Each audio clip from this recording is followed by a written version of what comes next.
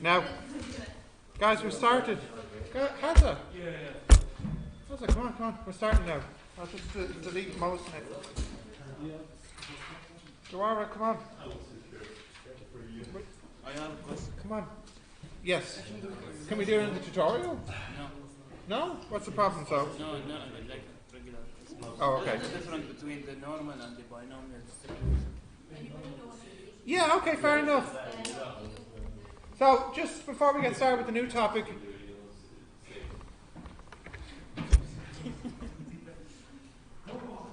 I'm just going to wait until your private conversation is finished, okay? Now, Haza was just asking me, which is a good question, is what is the difference between the binomial and the normal? So when do you use which, really? So the binomial is great for situations where you're counting successes or failures, you know? So maybe you have like 10 exams and 6 people succeed, or you flip a coin 10 times and 5 people, or 5 heads appear. Do you get what I mean? Whereas a normal distribution is used when you're measuring something like a person's height or weight or so on. Now your question is actually interesting because you might think there's not a big difference between the two. Yeah. And you're right. It is appropriate to use the normal distribution to answer questions about counting as well. But there's only one small problem with that. The normal distribution can give you decimal values, can't it? Remember, like yesterday, you know, you could say things like, what example do we have? Like the can of beans could be 320.2 grams. Whereas what's the difference between that and, say, the number of successes? It has to be an exact number. But to answer your question, yes, you could use the normal and the binomial nearly interchangeably. Nearly. Not quite, but nearly. Okay? And that's actually a good question. That's quite interesting. Okay. In the exam, though, they won't expect this. They'll want you to use the binomial when you're talking about counting something and the normal when you're measuring something. And usually the maths for science exams, the measuring context is like, oh, the weight of seeds or the height of children or something like this. Now, we just have one more thing to do on, it's kind of related, it is related to the normal distribution. It's called standard. No, actually, it's nearly related to it. It's called standard error. Now, I don't know if you've come across this in any of your science subjects when you're doing lab work. Is this a term you've come across? It is? If you know it, what do you think it is? No, it is. Yeah, it does go into the category of errors like this. So, which type of error is it?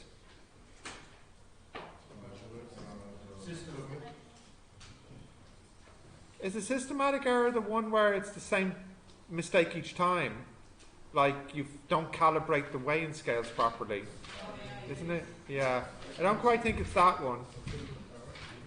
Which one? No, it's not a calibration error. It's to do as not necessarily a human error. I don't know if you have a term for this in your chemistry or biology. Oh God. No, maybe I'll actually just leave people absent now because you had like... Oh. Why are you late? I was here before. You were? Yeah, you was. Yeah. And you just left at the start of class? Oh, right, fine. I don't have the energy for this right now.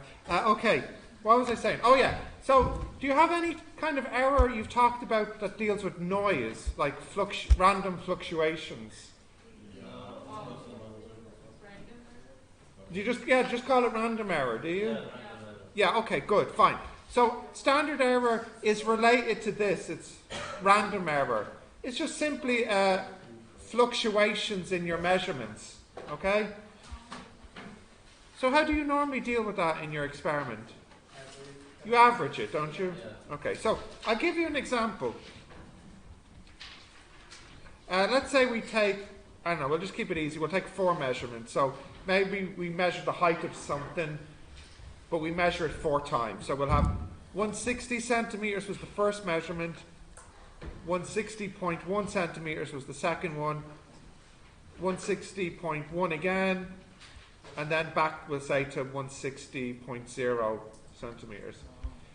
Now, you understand, of course, that your best estimate for the true height would be to average these 4, wouldn't it?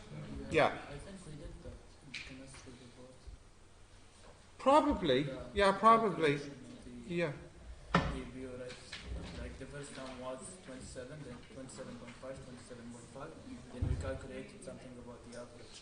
Yes, yes, it is related to that for sure, yeah. Percentage of It is related to that. It's very similar to that. What is the average here of these 4? It should be 160.05? 05 centimeters. That's the average. And the symbol we use for average here from our data is X with a little bar on top. Now we also want to get the standard deviation. I think the way I'll do that is using the square formula. This one, now you'll have to square all of these and get the average for me, please. Can you square all of these and give me the average?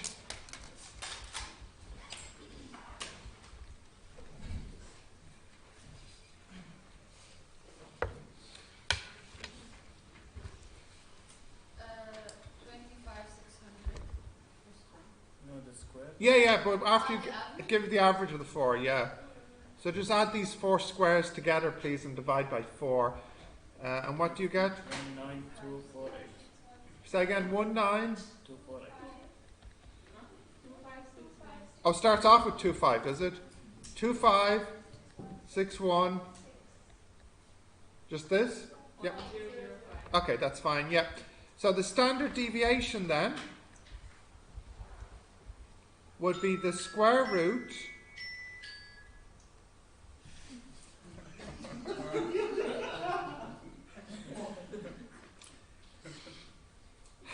the difference between this and the square of this, isn't it?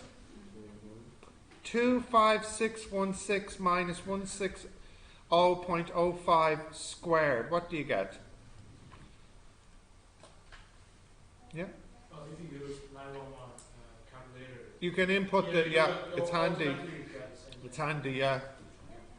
Minus Oh, sorry, I have it backwards, don't I? It's the... Do I have it backwards? What? Sorry. The square 1/3. It's square root... Yeah. Yeah, sorry, you're right. It's this one, isn't it? No, that's what I just had, wasn't it? Yeah. Oh, it is fine. You're confusing me, Ishpreet. Is this right? Think so. Well, what did you get? 0.05. 0.05. Yeah. You round it off. What are you doing wrong? Same. I got the same information.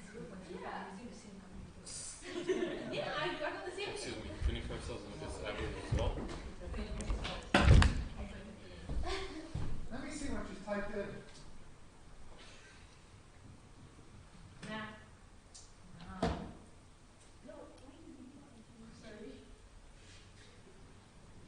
Yeah. So I think too, the Point. .256. Yeah, it's possible that, see, this is such a small number. I think they're getting it right because your 25616 is included more. Yeah. Sorry, so if we, what do we put?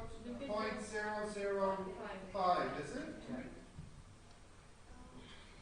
Actually, so yeah, we have to be more precise than usual for this one. Yeah, okay, that's the right thing.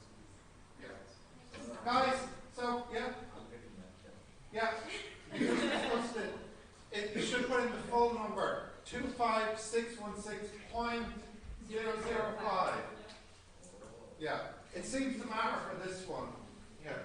Okay, now, guys, if we just want to put this in here, 0.005. Oh, just stick it at the end, 0.005. 2 zeros? Yeah. Priscilla, 2 zeros? Yeah. Okay. Now, this here is the standard deviation, but there's something that's useful now that we can use this for. And just before I do that, I just want to give you a little a mental experiment. So let's suppose we have 4 students, or more even. Student A, B, C, and D. And let's say that this data here is for the first student. 160, 160.1, 160.1, 160. Would the next student get the same 4 numbers here? We'd be surprised if they got the same 4, right? Maybe they get 160.1, 160, 160, 160, or something like this, right? And likewise, would we expect this student to have the same data as the other 2? No. So if you ask student A what's the average, they would say it's what we said earlier, 160.05. And student B would say, no, my experiment I got 160.025, for example. So what is happening each time with each result of the experiment? We're getting different answers, aren't we? Yeah. So when student 1 says the average and the value is this, they know they can't be right, because if student B did it, they'd get a slightly different one. So what's happening is, each answer here that you get, you understand that there is some plus or minus what we call standard, not standard deviation, standard error. Yeah? So you know this from experiments that your result, it can't be the exact result. It's impossible, because each classmate is getting a different average. But it should be in range. But there should be in a range, yeah. And how do you calculate this standard error? Well, it is related to the standard deviation. And the standard error is simply the standard deviation divided by the square root of your data sample size. So for this experiment here, the student's SE, standard error, will be 0.05 over the square root of 4, which is 0.025. So what this student should report is that I got an average of 160.05 plus or minus 0.025. Okay? Yep. Average, yeah. The average of these 4 here, and this is the average here. Now, what have you talked about when you've talked about this interval? Did you learn how to calculate it? Yeah. And how to calculate how to get the standard error, or how to how to get the standard error? it's just given and we have to use it. It's given. Yeah. It's Like 0.06. including It's like we use the standard error Well, so back up there. to You do your chemistry experiment and you collect data. So this would be what? pH values, or what would it be? Volumes? temperature. Temperatures, fine, okay. And you average these temperatures or not? Yeah, but with the standard error of like plus minus 0.05. For each value. yes. And you use that plus or minus 0.05 to get the standard error at the end, is it? No. This is We going got the average. at the end. Oh, that's the, yeah.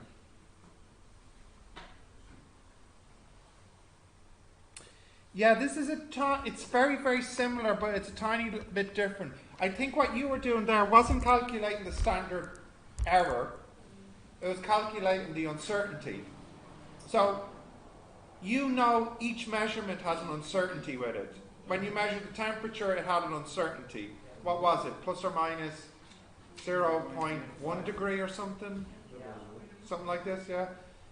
So you understand that when you put these results together in a formula, your answer out of the formula can't be exactly right, because you know straight away the numbers you put in have an uncertainty. So what you were doing there, maybe Lorraine used this word, is how the uncertainty propagates. Yeah. Is it a human error? Yeah. No, it's a different thing. It's a different thing. Now, what's interesting is your calculation and this, the numbers wouldn't differ much anyways, okay? But what you're doing what you're doing here is a bit more appropriate at further research level. So when we do calculations on the IFY, this uncertainty propagation, this is kind of a simplified version of this, really. But if you were to do research, like suppose you went to university and you did an experiment and you collected data, okay, they probably, nearly certainly would want you to calculate the standard error like this and not using your uncertainty propagation formulas from your IFY labs. Okay. So, can you write down this one here, this formula? Standard error is the standard deviation divided by the square root of n. Now you realise something nice about this. What happens as the n gets bigger? What can you say happens to your standard error? It gets smaller. Yeah.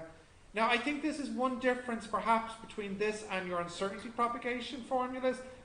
Did your uncertainty propagation formulas have an n in it? No. Yeah, you see, so that's a simplification. This formula does have an n in it, which means the formula rewards you when the n is bigger. It makes a smaller error. Yeah? Get what I'm saying? Yeah. Yeah. Okay.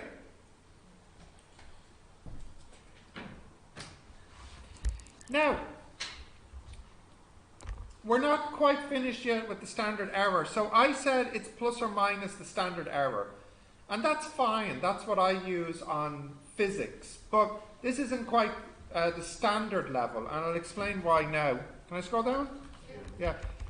So actually going back to this example here, what is happening is you're saying that you think the true average is, what did we say, 160.05, wasn't it? Yeah. But you understand, of course, that the true average might not be this. It might be a little bit off. So your standard error is a lot like a standard deviation. So you can think of it being like a normal distribution. Maybe most of the time the value will be this, but sometimes it'll be maybe a little higher, sometimes it'll be a little less.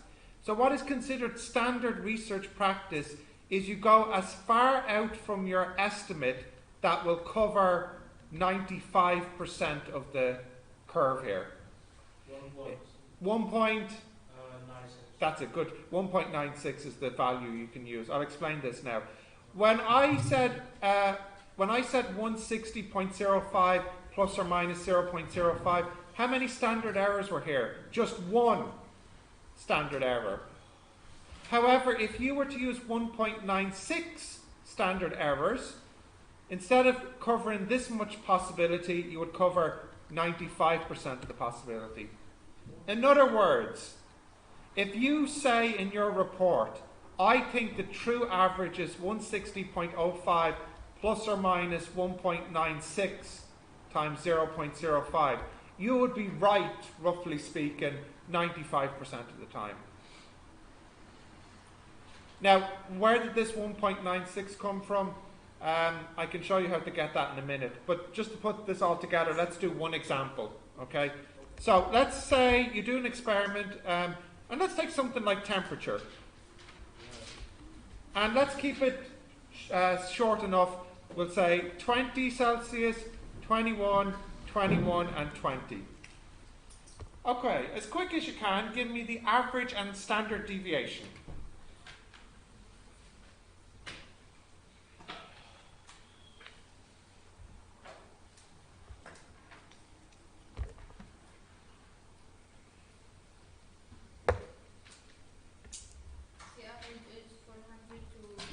The average is 400. It's 20.5. Which average? The square average. No, well, the first average is 20.5. That's the average temperature, yeah? Square of this or this one?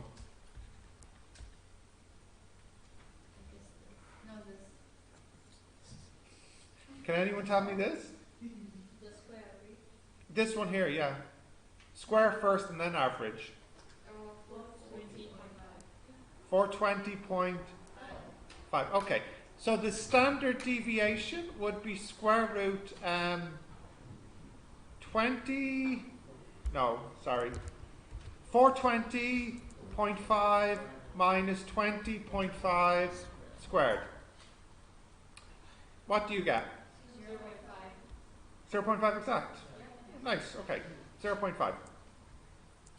So the standard error will be 0.5 over square root of 4, which is 0.25. So what you're basically saying is that the true temperature, we think, would be 20.5, not plus or minus this number, but this number times 1.96. So if you times this number by 1.96, what do you get, please?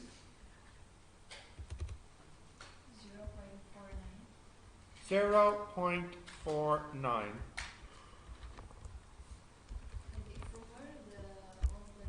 I'm about to explain it after this example, but it's 1.96. That's a standard value to use. To give its full name, this result here, that is called the 95% confidence interval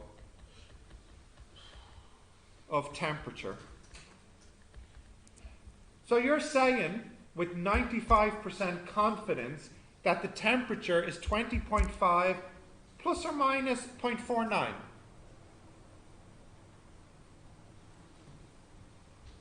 Now in a moment I'll explain where did the 1.96 come from, but it's kind of just a formula at the moment. Are you all happy with how the formula is calculated? First you get the standard deviation, then you get the standard error, and then you multiply by 1.96. Yeah. What? Don't worry, I'll get to the y 1.96 in a moment. Yeah. The value, I mean, the standard error is almost the same as the standard deviation. In this example it is, but that's only because I had 4 data points. Because what's happening is the square root of 4 is roughly 2, which is roughly 1.96. So it's only a coincidence because I have 4 numbers. Yeah. Yeah. Is that okay? Continue. Like the name suggests, you're basically saying you're 95% confident or sure that the true temperature is within the range 20.5 plus or minus 0.49. You can never be 100% sure. 95% is the standard. 95% should sound familiar because remember when we did p-values, what was the threshold amount?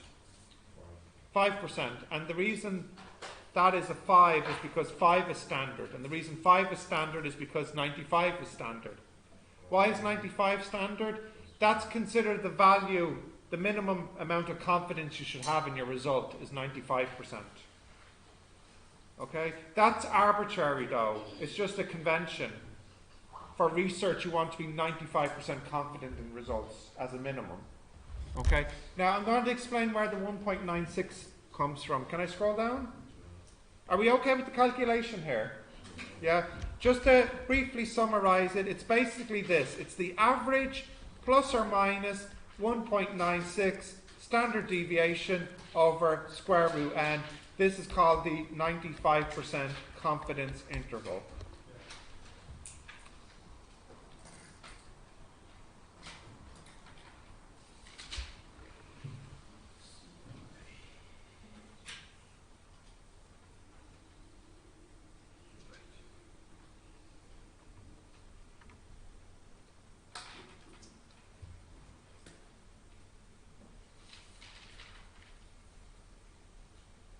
What's the Confidence interval.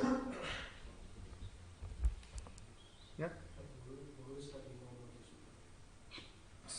It's funny actually because were you here for the last 2 classes? Were you? No, it's funny. What did we do in the last 2 classes, guys? No, I didn't. Yeah. We might have studied it already actually, Ray. Oh, yeah, I forgot. I know how to do it. You didn't watch my YouTube videos? No, I just know it naturally. Alright. Now, you'll need the table book in a moment. So let's go to the standard normal. What I would like to know here, 0, what number would I have to go to here and here so that I would cover 95%? Did you just like... You can't just pick a... Yeah, but we're going to calculate it now, okay? So we want this to be 95%. Okay. So what we're saying is the probability... Actually, I'll use Z, but that's a small Z because I don't want to mix it up with the larger one. We want our Z... without line. Okay, good. Without line. Oh, it looks weird. Okay. We want to pick a number, a positive and a negative number, so that the probability that Z is between these two numbers is 95%. Okay. Now we did questions like this last time. Remember, we did questions like, what is the probability Z will be between, say, 1 and 2? How did we do that? We did table book value at 2 minus 1. So, again, similar here. Table book value at Z minus table book value at minus Z should equal 0.95. Now, what's the problem here? The negative. So, we know how to deal with that, don't we? What do we do? 1 minus equals 0.95. So, we have two of them. Minus 1 equals 0.95. Two of them equals 1.95. And then can you divide that by 2? We get 0.975. Now, you have to be careful, please. At this point, what you're doing is the reverse. Okay? Normally, we look up this value and get the area. But here we are literally going backwards. We have the area. So when we're looking at the tables, we're looking for the answer of 0.975. And we need to read backwards what the Z was. Okay? Now, it won't surprise you to discover, but it turns out that the Z must have been 1.96. That is going to be the one that gives you the area of 0.975. You can check the formula book if you like, please.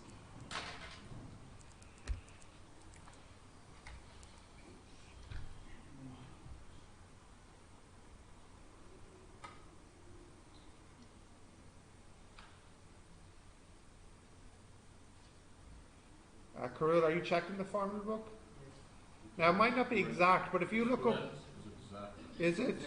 1.96 reports as 0.975. Yeah.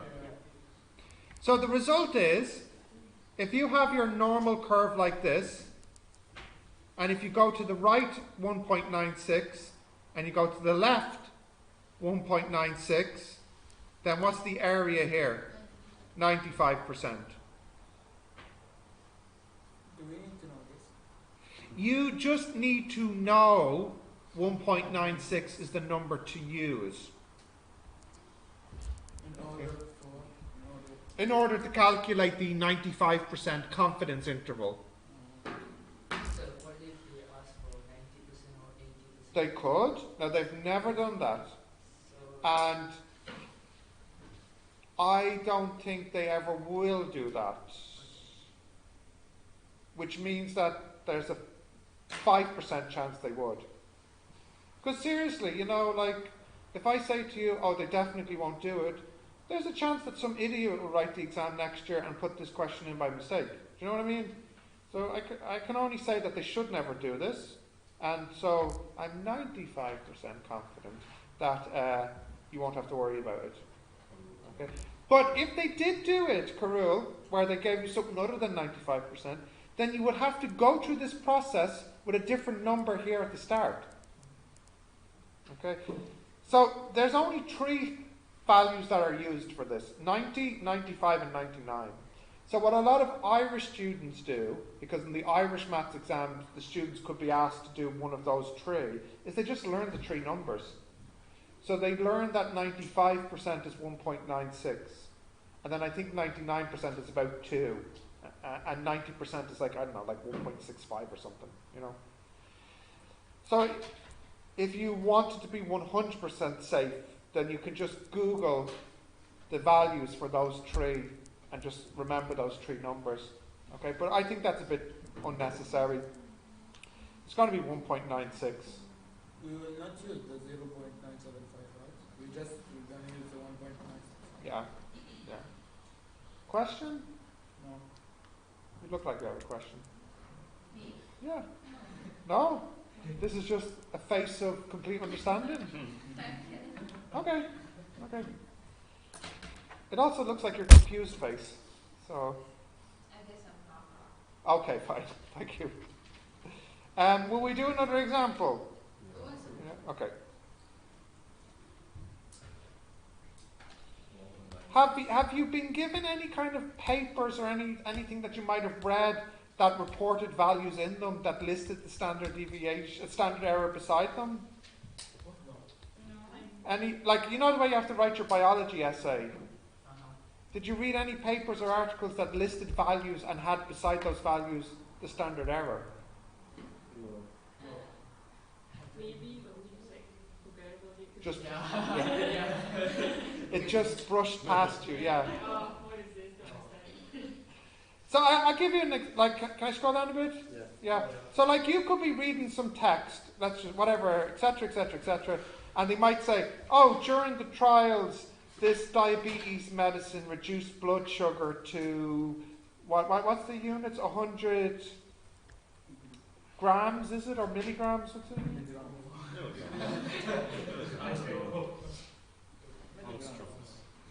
What's the unit for blood sugar levels? Milligrams per liter? Like what is it? Per deciliter, is it maybe? Is it milligrams or micrograms? Milligrams seems a bit high. I don't know. Blood tastes sweet. Blood tastes like method. Blood sugar. Ray, I want that to be like your yearbook quote. Picture of you and then the quote saying, blood tastes sweet. No, I last time how much? Milligrams per Milligrams per DL. DL. Fine. I'm going to go with Millimoles per liter. millimoles per liter? Or That's how Google said it. Milligrams per Oh yeah. deciliter. You can use both. Fine. Okay. Anyways, as I was saying, you could be reading in an article something along the lines of blah, blah, blah. This medicine has reduced down to 100 milligrams per DL for our patients. Now, of course, this number by itself is meaningless. It's possible that the sample was quite small. You know, if there was only 4 patients that took this drug and saw their blood sugars reduced down to 100, would that give you much confidence in this number? No. So what's quite common after results like this, they put in brackets something like n equals how many were in the sample that got this drug, so perhaps it could be 100. And then beside that they might put the standard error, which they'll usually write as SE. And it could be here, for example, 2 milligrams per DL. So when you read that, you can know with a lot of confidence that, okay, this result, we can have a lot of trust in it because there was 100 people in the trial, and they're not saying that it is going to be exactly 100 for sure. It could have been, roughly 96 to about 104. How am I getting 96 and 104? How am I estimating this in my head? 96. It's a range. No? Okay, no, we're not getting it. We're not getting it at all. Okay. Okay. Guys, can we all listen up? You're not getting it. We're listening. Okay, good. So, remember I said that we don't say plus or minus the standard error, we say plus or minus 1.96 times the standard error. Yes? Which I told you about 3 minutes ago. Yeah?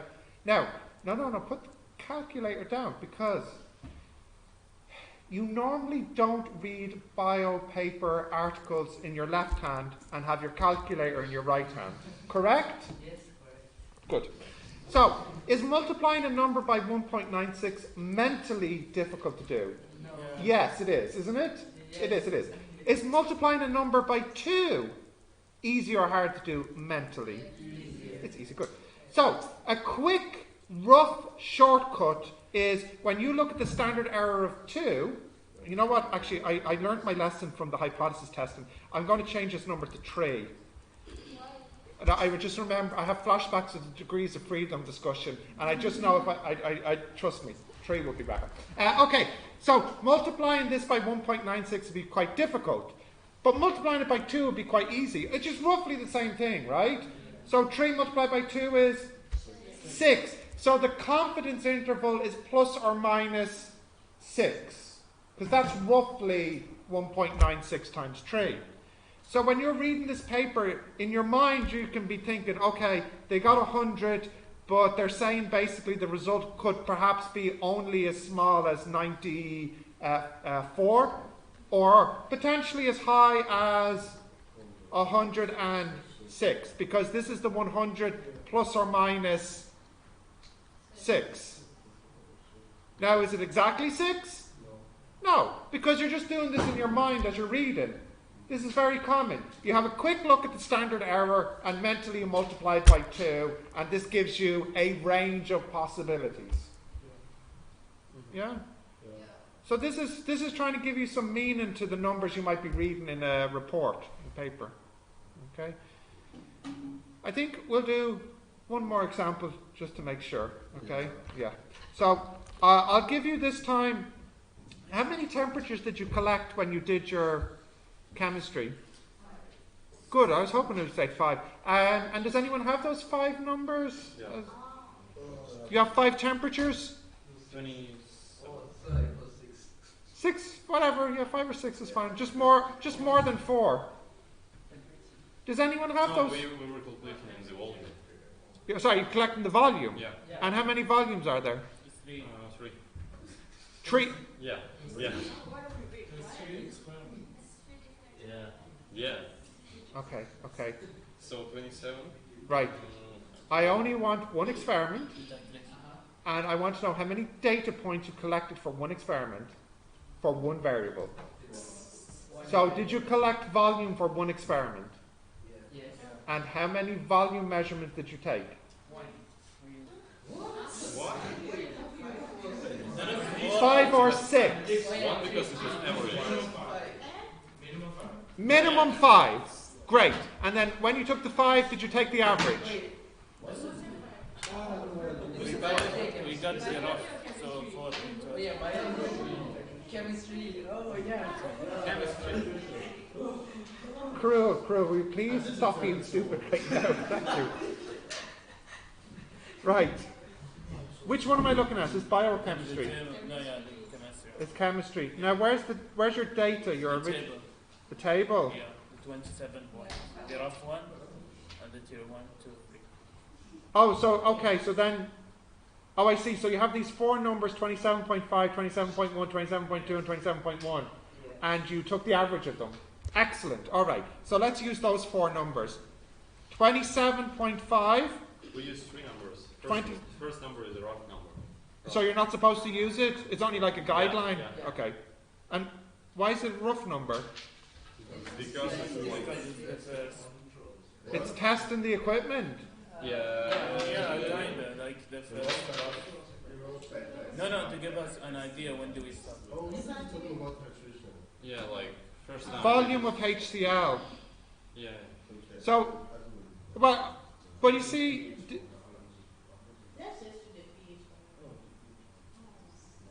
so you're saying don't bother using that one. So I just use 3, 27.1, 27.2, and 27.1, is it? Yes. Okay, fine. So let's use those 3, and let's calculate the standard error. Now, I kind of feel like this is not super realistic because when you collect data, only 3 is not really a lot, you know? But let's see what we get. Okay, so step 1, sorry, is this volume, is it? So what is the average volume here? That looks like it'll be 27.167? Oh, sorry, 133, is it? Okay. And then, can I get this one, please? So, this squared plus this squared plus this squared divided by 3. 736.2. Okay. Now we can get the standard deviation. It will be square root 736.22 minus 27.133 squared, which is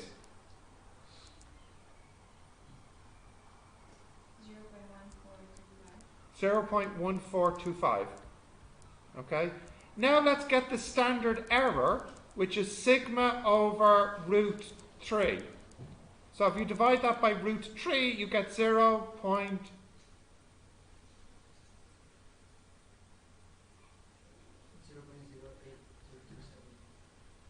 So 23 then, if we were to round it then. And then lastly, we need to get 1.96 times the standard error. So give me 3 significant figures.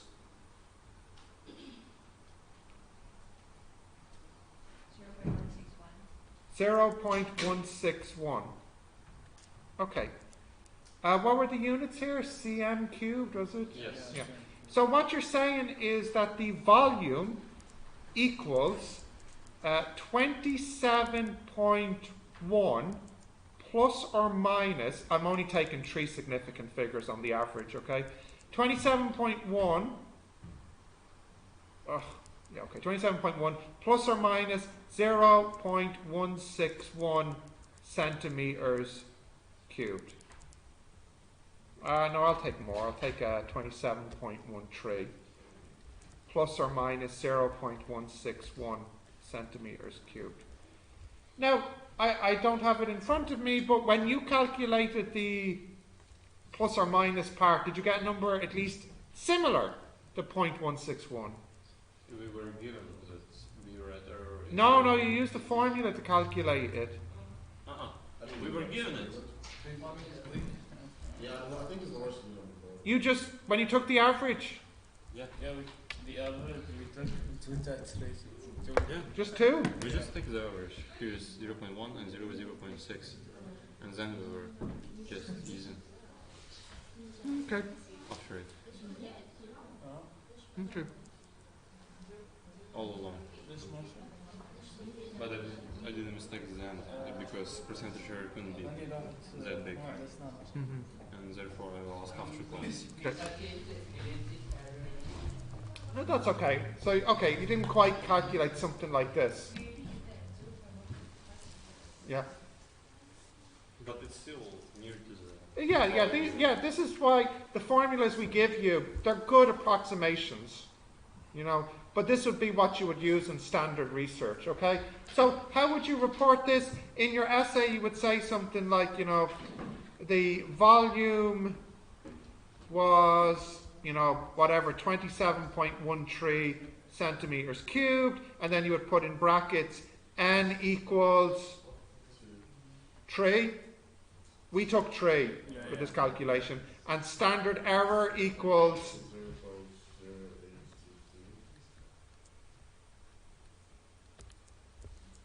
0.086.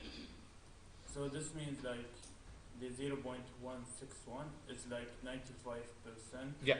Sure, like it's Yep. gonna be between this range. Exactly, yeah. Yeah, you're 95% confident that it will be within this range. Yeah. Why is it 0.086? That's the standard error. Isn't it? How about 0.161? That's not the standard error. That's 1.96 times the standard error. Why do we use that? Or the Yeah, for the confidence interval. Yeah. Yeah. So if you were reading this paper mentally, what would you do to this number? You would double it by 2. And mentally you can have limits on your 27.13. Yeah? Are we okay with this? Yeah. Okay, yeah, you write this one down. Yeah. Guys, you understand, of course, you're not just learning this to do it in the maths exam and then forget about it. Like, you will be calculating this again and again for the next few years when you do any kind of lab work. Any kind of lab work. Yeah? It doesn't matter. I don't care what lab work it is you're doing. As long as you're measuring things, you'll have to report the standard error. Yes? So, at least try to be interested in it. I know it's quite dreary. It's not as exciting as, optimization problems, but it's still important. Yeah. Yeah. It's no trigonometry sine cosine problem, but it's still important. Yeah. Right, have you got that written down?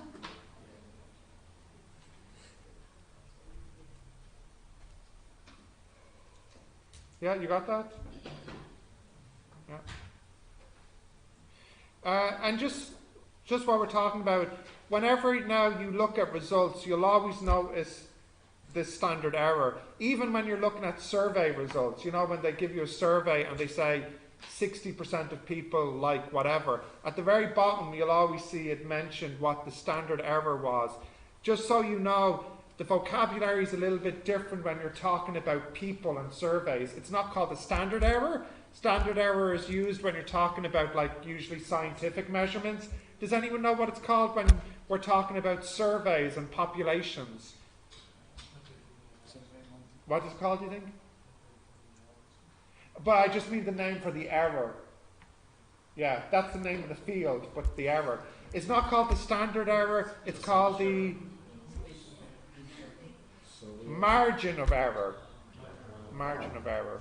Okay, Yeah. a question like 60% of the population. Yeah. How do you solve that?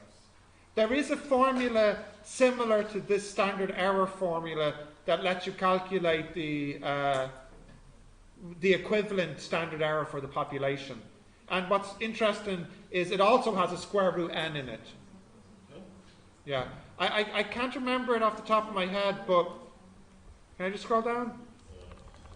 If you were asking a population and you got 60%, then that's p equals 0.6 and q would equal 0.4. And the standard error, I think, if I'm not mistaken, it's something like pq over root n. So there's formulas for all of this stuff. Okay, before you try this, I just want to tell you something that Colin would agree with. Do not, okay, so listen, this will save you embarrassment at university, okay? Do not mix up standard deviation and standard error, okay? You'll look like an idiot, all right? So if you're making measurements and you're taking the average of these measurements to get an estimate, use the standard error, okay? But if you're just talking about a population like, oh, the students in this class, on average their height is 160, and you would talk about then the standard deviation then, because you're trying to talk about how spread out the heights are, okay? So standard deviation is when you're trying to describe a population, right? Standard error is when you're trying to estimate a value and you're putting boundaries on your estimation, okay? So if I was talking about measuring someone's blood sugar, would that be standard error or standard deviation? Error. Very good. If I was talking about the behavior of blood sugar in a population of diabetics, standard deviation. Okay? If you remember that, you will not embarrass yourself as much at university. Okay? Yeah. But there's plenty of other opportunities to embarrass yourself, don't worry. So these questions, they're not really difficult. They're all exactly the same. So I think it's enough if you just actually do one of them. Okay? So just now for a few minutes,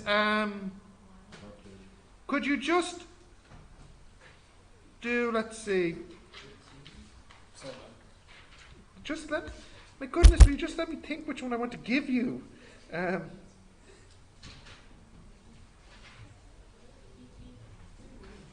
Just do question 6.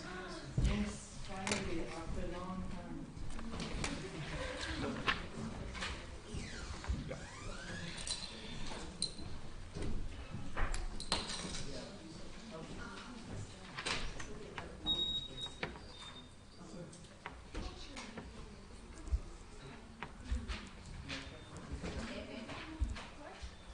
Cool. All I've asked you to do is one question that will take 1 minute before we go on to the next thing to do, okay?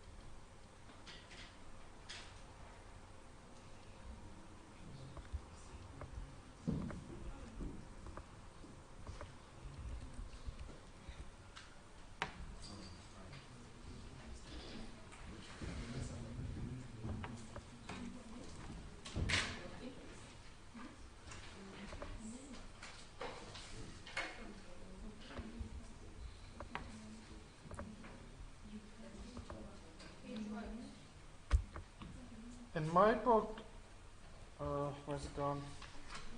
It's page 134. Yeah, 134.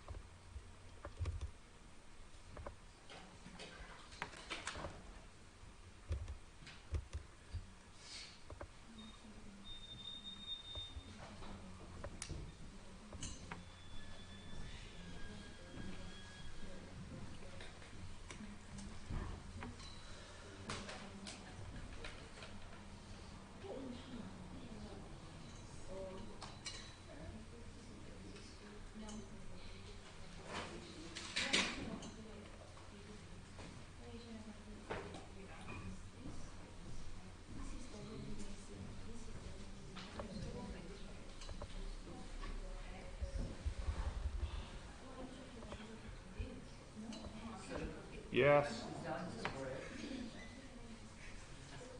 It might not be. Oh, okay. Sorry.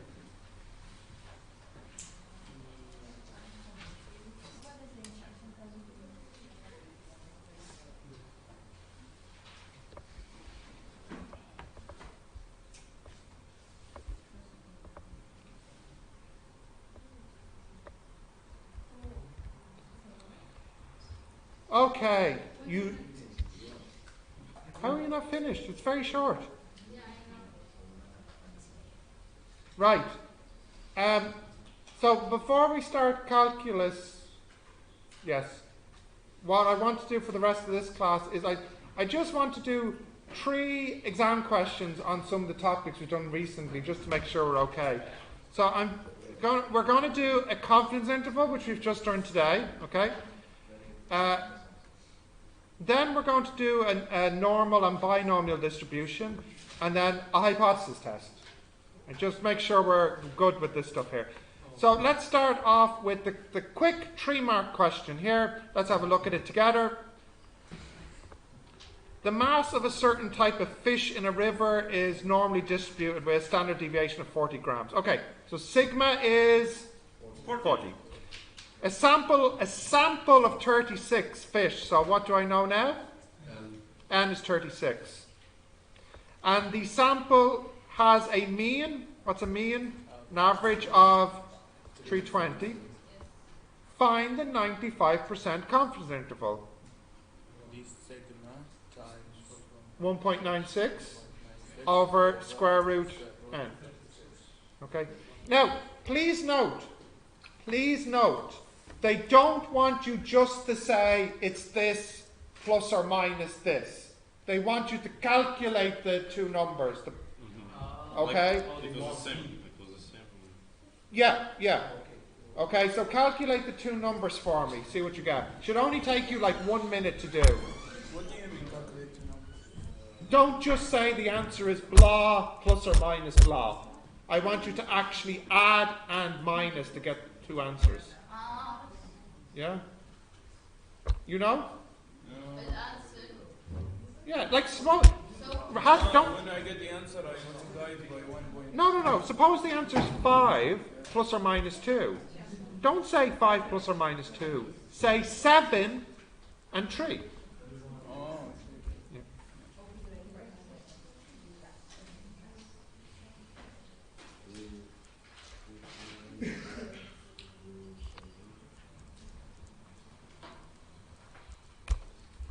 I hope you have this. It should only take you a minute. It's not long.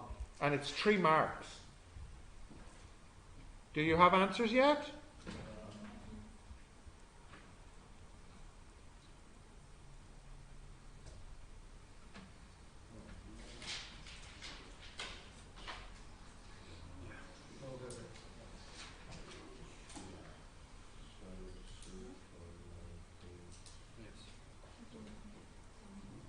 You have answers?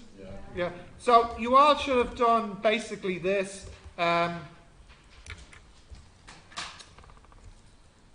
320 plus or minus 1.96 times 40 over square root 36. So that's 320 plus or minus 19.6 times 4 over 6. So that's about 2/3. So what's that, like 320 plus or minus 14 or something? So what do you get as the two numbers? 306.93 Yeah. and 333.06. why I got 12.55? Where? Here. Don't worry about that. That's just me. No, With I did like 40 over square root 36. yeah. Times and then 1.96. Yeah, What did you get? 12.55. Sounds about right. Well, someone said it was 13. Is everything right here for me? Yeah. And did you get these two numbers? Okay. Continue. We're okay with that? I hope we're okay with that. Is it okay, Hazard, or not? Yeah, Is it? I got 13.666. Okay. How did you get 12? I don't know. Okay. All right. Continue. Yep. So that's 3 marks. Right, next one. Lentils are sold in bags, and the bags follow a normal distribution with mean 1,500 and standard deviation 50. Find the percentage of bags that have a mass of between 1478 and 1522. So basically they're asking you quite simply, what's the probability that the mass will be between, what did I say, 1522 and 1478. Now before you do that, what's the process here? Separate them. Transform first. Set transform first. Yeah, and then And then just in table. table book value of 1522 minus table book value of 1478. How many marks do you think that should be? 3. Well, for those who saw, you can see it's actually 5 marks. Yeah. So again, these are easy marks in the question. But most students screw this up because they think it's easy and they don't practice it, and then when they try it in the exam they make a mess of it. Okay, they fail badly. So these are easy marks to get if you practice. Alright, get it for me. That's the answer here for this one. What's the topic? Normal distribution. No. You know, the stuff you were doing recently with me. I just do. I don't care about the names. Okay, we should care a little about the name.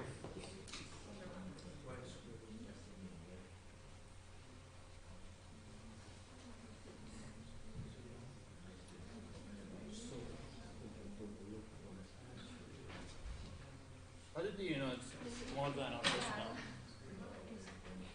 Yeah, it's because it says the mass has to be between.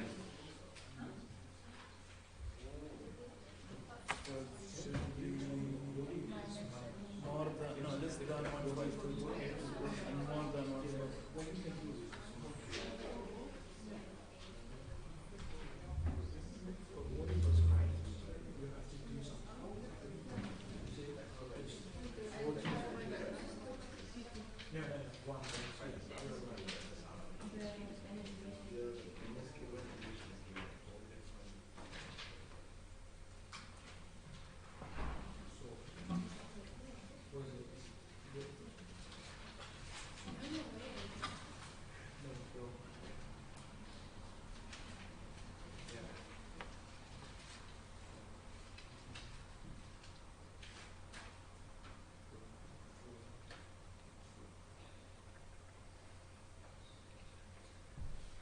You got an answer?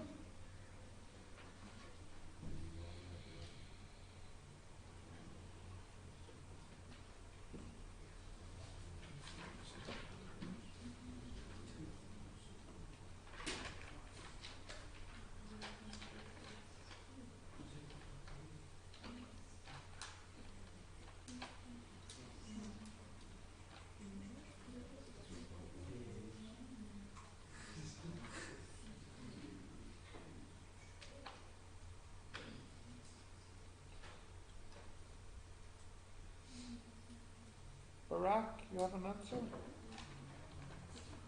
Huh? Aren't you the same answer? What do you mean? 0.44. It might be symmetric, yeah.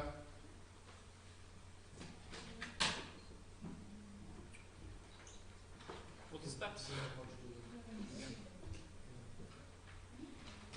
Ah, there goes your 5 marks, going down the drain.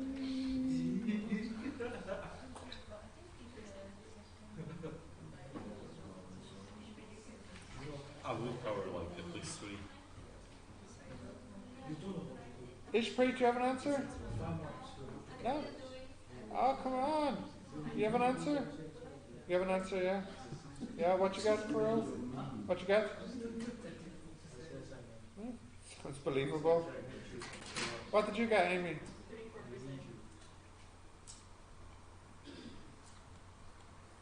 Will we have a look at it now? Yeah. So you have to Z transform first. So when you this is 1522 minus 1500 divided by 50. So what's that? 0.44? And actually when you do the other one you get minus 0.44. Yeah? How do we transform? What is it minus? We divide the number by the sigma. Yeah. After you minus the 1500. Hey, Ray, you are. Come on. It's 1478 minus what? Minus 1500 over 50. You get this, yeah? Yeah. So then this becomes table book value of 0.44 minus table book value of minus 0.44. Can we deal with minus? Well, we can if we use our formula. So this becomes minus 1 plus table book value of positive. Now you realize you have 2 of them, don't you? So it's twice the table book value of 0.44 minus 1, which equals 34%.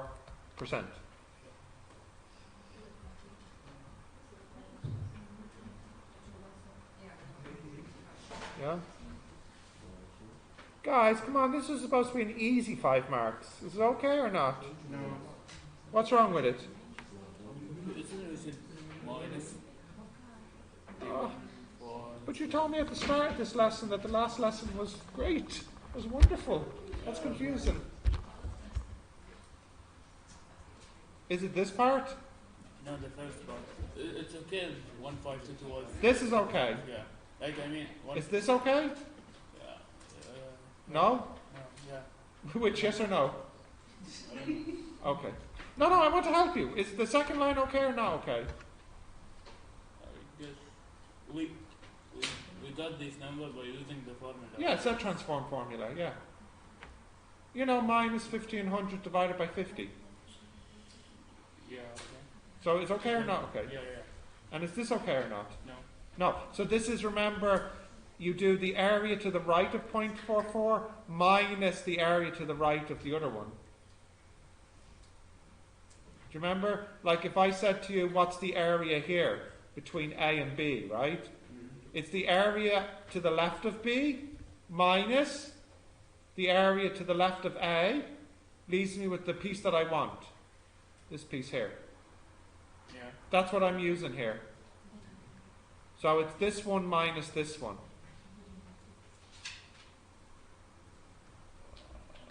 Okay. Yeah. And then I use my 1 minus formula here. You know, because this is a negative. Yeah. And then I get this. Okay. 'Cause If I switch the two numbers from the beginning. Does that happen the other way? Yeah. We usually have the smaller one first and the bigger one second. Okay. And Yeah. we got 0.44 from the book, right? The set transform. Do you remember? 1522 minus 1500 divided by 50. And which part we have to go to the formula book? Here at the end. To look up this guy. Oh, sorry, you were saying this 0.44. I'm sorry. Yeah, look that up in the formula book. What is that when you look it up in the formula book, the 0.44? 0.67. 67. So it's 2 times 0.6. 0.67 67. exact? Yeah, Oh, okay. Minus 1. Yeah? Or what? No. No, but what? What part? So, Yeah. isn't it we should like multiply the 2 by 0.67 or something? Yeah. 2 multiplied 0.67 minus 1 gives me that answer. But you said we have. So when do we use the formula book? Right here. You look up 0.44 and you discover it's 0.67. Go on, look it up. 0.44, you'll see it's 0.67. Yes, no, maybe so? Shh. Please, I'm tired. Yeah, right. Right. 0.67. Yeah. Yeah. Yeah? Okay. Is it? I hope so. Next one. Testing. The bag of lentils are packed into boxes of 28. You pick a box. Find the probability that there are exactly 7 bags which are between these two grams sizes. Which is fun as it can. Proving. I have a box of 28. I want to know what's the probability in a box of 28. 7 of the bags will be within this range.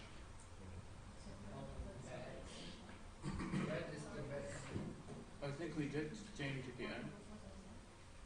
Divide by 7. Yeah, the end is different because in the first part there was only 1 bag and now we have 28 bags. So we have to change the n to 28 Yeah? and then like the same process. Right? No, not actually the same process. Does anyone know what type of problem you're looking at? Hypothesis test. Kinda, yeah. What topic was that?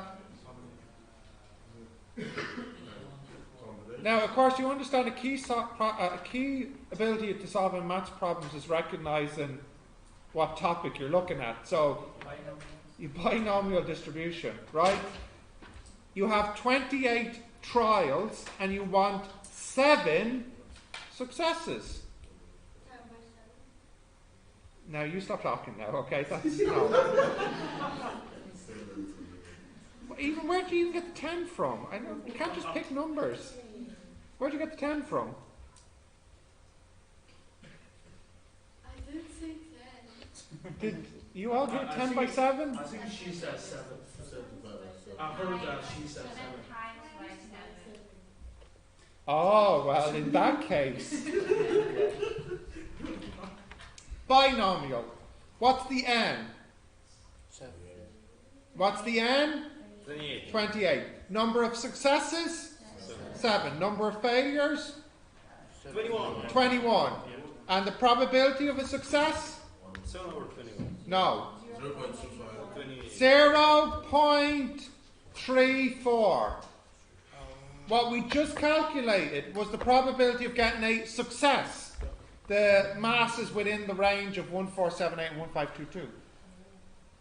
So you're right, Barak. This is a nested problem. It's the binomial problem inside of a larger problem. Once you know what each number is in the formula, then it's simple. It's 20, so if you can type this in, it's 28C, what? 28C7, 0.34 power 7, 0.66 power 21. What do we get? 0.10096.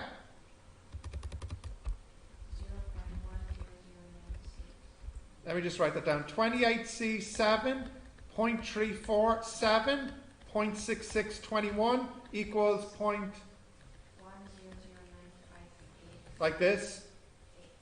So, 958. okay, so 0.101. 10.1%.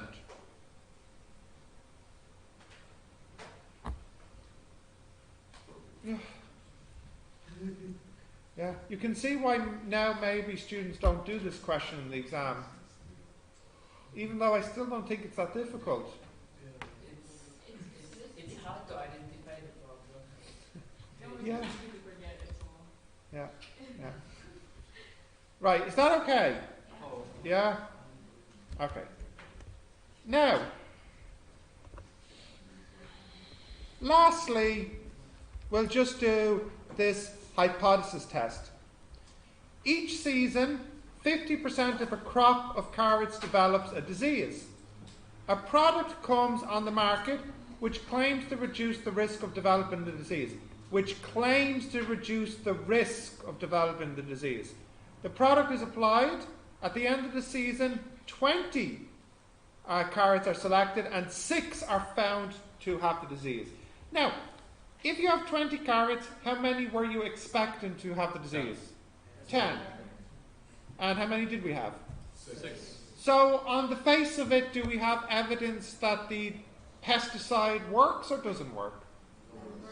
It works. Possibly. The only problem is we don't know if 6 is good enough, right? So, what is the null hypothesis and the alternative hypothesis here?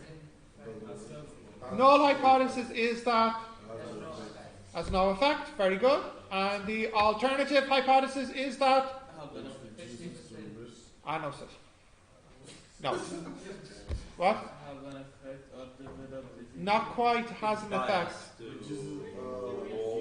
Yeah. It's important. Reduces the probability of developing disease. In other words, it's an improvement. Yeah? Yeah. So, now that you have that, is it 1 or 2 tail? 1 tail? 1 tail? What? Could you And it helps that it says it in the question too. Yeah. paraphrase the actual question? So it would be Wait, hang on, one at a time. Go on. Could you please paraphrase the question so it would be 2 tails? Yeah, how would you paraphrase this to be 2 tails? The question would be, each season 50% of the crop of carrots fails. A researcher has developed a new treatment and they want to know if this treatment has an effect on the rate of failure. Will I say that again a bit slower? Sorry, I said it a bit fast. So the first part is the same, okay? And then maybe the second half would be a researcher has developed a new pesticide. They would like to know if the pesticide is having an effect on the failure rate of the crop. That is two-tailed, because it's possible that the pesticide is making the situation worse. You don't know. You don't know yet. Yeah. That would be two-tailed. And it's because it's high. But this one here we know is one-tailed because it's improving the crop. And that's the claim by the company. Okay, is that okay? Binomial Yeah. distribution, Right, carry. So is this a p-value binomial or a chi-squared? Which two is it? P-value binomial, isn't it? Okay. Calculate the p-value, please. I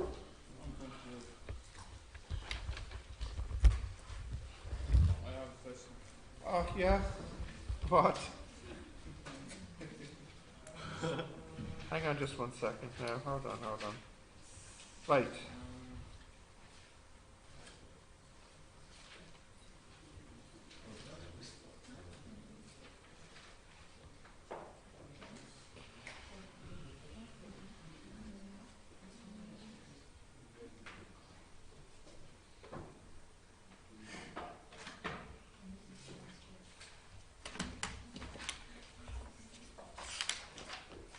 Yeah, I was just talking to my physics students earlier, and I was saying, you know, if I got coronavirus, what would be the worst thing that happened? I'd have to stay at home, get paid, and not teach for 2 weeks. That's good. No, you will teach. Yeah, but at least I can do it in my pajamas. You know? so you can like. Because I'd be on the computer, you know, so I could be sitting there with my breakfast and my coffee and my pajamas and robe and just, you know, And how can I teaching ask away. my questions? A little chat window pops up, Oh, you know, lazy bloop, to bloop, type. and then I go, cancel, close. Right, have you got the Hard work.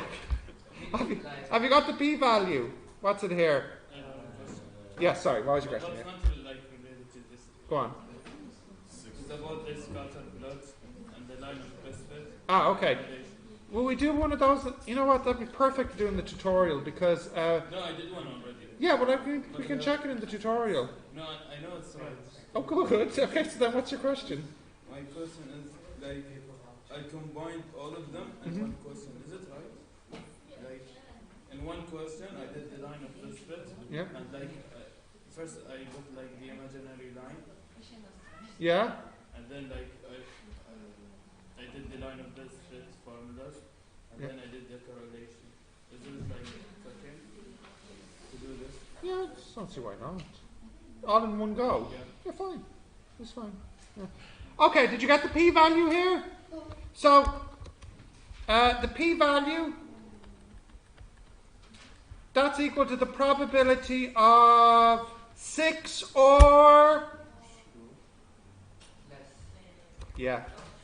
6 or fewer. That's good because... Exactly. N equals 20. X equals 6 and P equals 0.5. And what do you get here? 0.5? Is it because it's oh, 50%?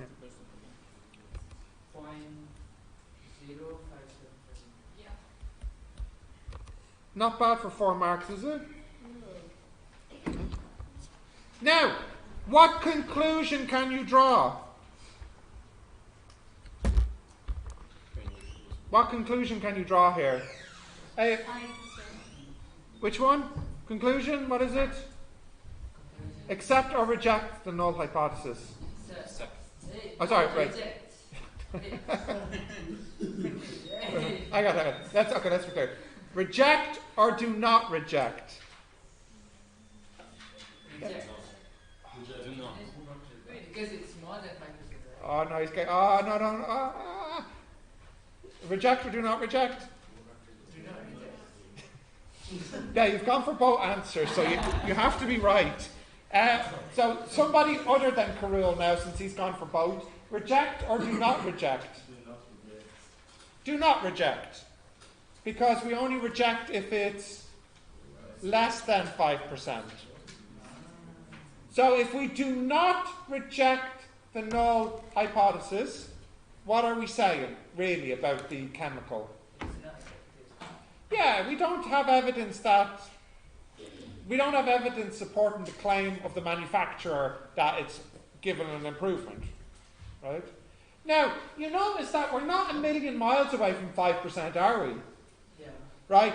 If it was only just probably one more carat, if it was 5 carats, then we might have a different answer here. Yeah. Yes? Yeah. It will be 2%. It'd be very close to it. Okay. And then the last part here, what would your conclusion be different if you tested at the 10% level of significance? What would your conclusion be at the 10% level? Reject. No. Please look. Please, for goodness, look. 2 marks for the hypothesis. So easy I didn't bother to write it down. 4 marks for this. And the conclusion, we do not reject H0. And then in the last part here, the conclusion now is to reject H0. And what's the reason why? Well, the reason why is because the p-value is now less than 10%. Whereas for this one, the p-value was more than 5%. Now, how many marks do we have here? 8 marks. Yeah. Do you know? And then, like, this one here is a normal distribution again for 7 marks. So already, basically, a question like this, 7 marks, and a question like this for 8 marks, yes, 15 marks. You know, this is what I'm saying. You really, really want to be doing this question in the final exam, the statistics question. Okay, you really want to. You need to practice, huh? I'm looking. This is B. Yeah, it's 6, and you do 4, isn't it? Yeah. No, I mean, how many are they? Well, let's just before you go have a quick look. What do the section B questions look like? So B1, what would you say that is? That is kind of algebra, isn't it? And sequence and series. B2, exponential and logs and trigonometry. What? Skip what? Oh, yeah. B3, shh, guys, please. Guys, B3, what is that? Calculus. B4? B5? Statistics. And B6? Statistics as well. So you have to do 4, but potentially 2 of those 4 could be what we've been doing recently, the statistics and probability. That's pretty good. It's pretty good.